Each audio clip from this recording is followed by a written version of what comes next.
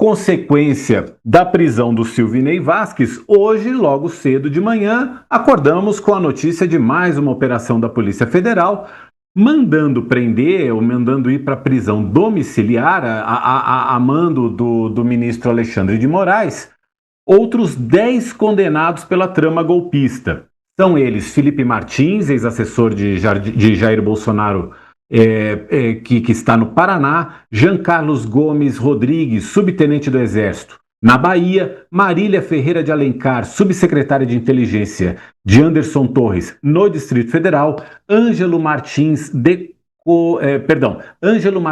Nicole, que é major da reserva do Exército, está no Espírito Santo, Fabrício Moreira de Bastos, coronel do Exército, no Tocantins, Sérgio Ricardo Cavalieri de Medeiros, tenente-coronel do Exército, no Rio de Janeiro, Bernardo Romão Correia Neto, coronel do Exército no Distrito Federal, Ailton Gonçalves Moraes Barros, ex-major do Exército, no Rio de Janeiro. Esses 8 já estão em prisão domiciliar, com uso de tornozeleira eletrônica e outras restrições, como proibição de uso de redes sociais, contato com outros investigados, entrega de passaportes e suspensão de porte de armas de fogo. Ainda é considerado foragido o presidente do Instituto Voto Legal, Carlos César Moretson Rocha, que é um dos 10 alvos de prisão domiciliar e que não foi encontrado pela Polícia Federal no endereço dele em São Paulo. É considerado, então, foragido. E também existe um mandado de prisão domiciliar para o tenente-coronel do Exército, Guilherme Marques Almeida. Para conversar com a gente sobre esse assunto, está aqui com a gente o constitucionalista e criminalista Adib Abduni. Doutor Adib, muito obrigado por nos ajudar aqui no All News. Tudo bem? Eu lembrando lá dos tempos, doutor Adib, de estudante de direito, eu lembrei de um princípio que se chama princípio da intranscendência ou princípio da pessoalidade. Isso, na linguagem da gente todo dia, diz o seguinte, que ninguém pode ser punido por crime cometido por outra pessoa. Os advogados, as defesas de todas essas pessoas que eu elenquei aqui estão dizendo que o ministro Alexandre de Moraes feriu esse princípio. Eu queria ouvi-lo.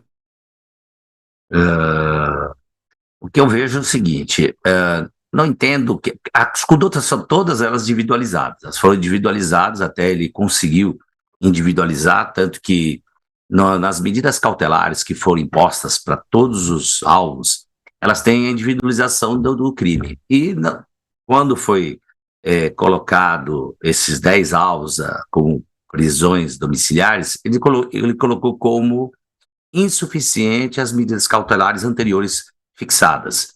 Então, entendo aí que o judiciário, quando fala de terceiro, é óbvio que ninguém pode responder por conduta de terceiro. Não há como responder, mas há aí uma justificativa de que a conduta é individualizada. Então, entendo que há a possibilidade de se discutir sobre a defesa, ela pode arguir diversas situações que possam aí livrar seu cliente daquele cárcere. Então, ele vai colocar essa possibilidade, mas não é o caso porque foi individualizado as condutas. O advogado Felipe Martins, ex-assessor do ex-presidente, ele falou que no Brasil agora se responde por condutas de terceiros. Aí eu queria perguntar para o senhor se, nesse caso aí, vale a máxima aí que o Mauro falou da aula dele de direito, porque nesse caso os terceiros são todos condenados pela justiça que podem fugir. É tão evidente isso, né? São condenados pela justiça que podem fugir. Por isso é que tem a prisão preventiva. E outros já fugiram, né? O Ramagem fugiu, o Silvinei fugiu, Carla Zambelli fugiu, pessoas que pertencem ao mesmo grupo ali político. Bolsonaro tentou, mas não deu certo o negócio da tornozeleira, né? Que também... Como há diversos casos já nesse assunto, principalmente do 8 de janeiro, que é um caso emblemático, e também entendo que tem uma parte política nisso, lógico, a política e jurídica, ela tem aí a necessidade de se trazer uma efetividade para a condenação que ela vai ser cumprida.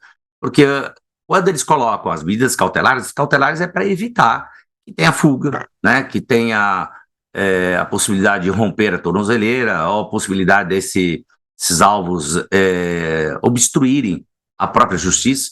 Então, foi, pelo entendimento do ministro, que essas condutas que foram apresentadas até pelo Silvinei, né, fugindo, da tentativa de fuga, foi encontrado no Paraguai, está indo para El Salvador, falou que está com problema de câncer, está com uma carta. Então, essa toda, para a justiça, dá uma conotação e trata-se de uma forma de burlar a justiça. Então, isso traz um prejuízo para a efetividade até na execução penal da própria pena que foi fixada.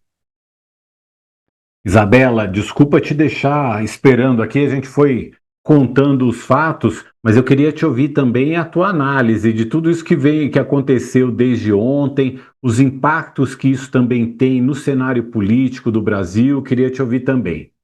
Boa tarde para você mais uma vez. Boa tarde, Mauro.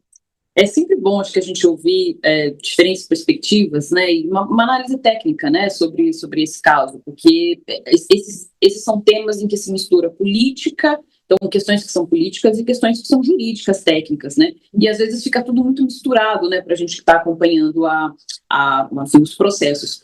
Mas o fato é que eu acho que só relembraria que do ponto de vista político, né, para agregar essa perspectiva, a gente está falando, a gente chama de trama golpista porque não é uma pessoa só, né? Então, enfim, a gente está falando de um núcleo de pessoas que se falavam, que mesmo depois, inclusive, a gente tem casos, né, que elas estavam impedidas de se relacionar entre si, de usar redes sociais, etc., continuaram usando. Então, nesse caso, é claro que tem uma questão que está corretíssima, técnica, da individualização da pena, mas tem uma outra dimensão que trata-se de um grupo de pessoas e a quantidade de pessoas é tão grande que foram divididas em núcleos, né? A gente tem pelo menos 5 núcleos diferentes e esses processos foram caminhando em torno dos núcleos. Então, ou seja, quando a ideia de ser uma organização criminosa, é a ideia de que tem claramente a perspectiva de que um especificamente vai fazer a minuta, o outro vai lidar com as redes sociais, o outro vai lidar com as Forças Armadas. Então, ou seja, há uma divisão do trabalho quase que como se fosse uma empresa, né, a gestão empresarial de um golpe. Então, ou seja, é muito complicado nessa altura do campeonato, e aí eu concordo que os advogados de defesa têm que usar todos os recursos possíveis e todos, enfim, tudo que for possível, né? Mas é complicado do ponto de vista político, do ponto de vista jurídico, a essa altura do campeonato, esses investigados ou réus partirem da perspectiva de que, enfim, estão pagando pelo crime de outra pessoa, né, ou de outras pessoas. No final das contas, existe a individualização da pena, mas a gente não pode esquecer que trata-se de uma trama, um coletivo, que funcionou quase como uma empresa com divisão muito clara de atribuições. E todo mundo sabia o que estava sendo em questão, né, era um golpe. Então, enfim, esse que eu acrescentaria do ponto de vista político, né? Por isso que é chamado de organização criminosa, né? Quando há várias pessoas, vários alvos, né? Que cada um tem uma função. Né? Então é nessa função que se fala sobre, como você mesmo falou, a empresa seria uma organização criminosa.